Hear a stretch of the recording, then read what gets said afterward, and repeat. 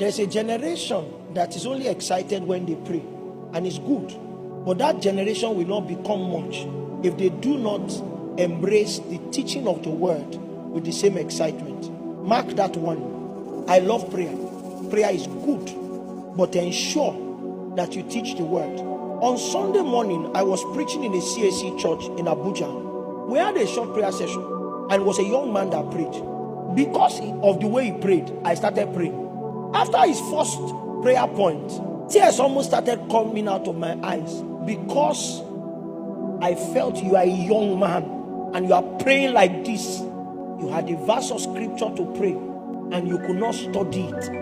You just assumed a position in that verse of scripture, and then you were bringing us to prayer. This casually, a young man. That was what almost produced tears in my eyes.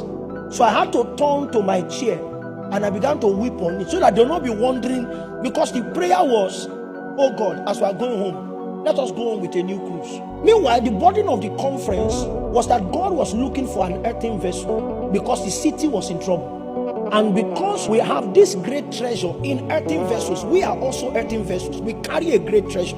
In the day that darkness comes, when we see pleasant territories whose waters are not and whose ground is barren, what God summons for recovery is a man. That man is the new cruise. But tell me, we go home with a new cruise. A new cruise is breakthrough, a new cruise is.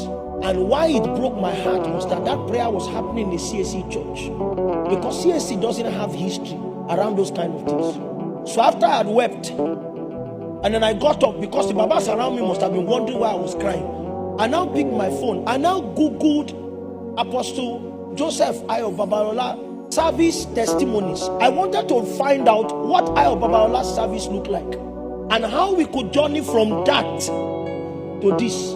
Quickly, I read 15 things and I found out that whatever you want to say, Babalola had only two handles. His handle was prayer and the handle was word, but the order of handle was word and prayer.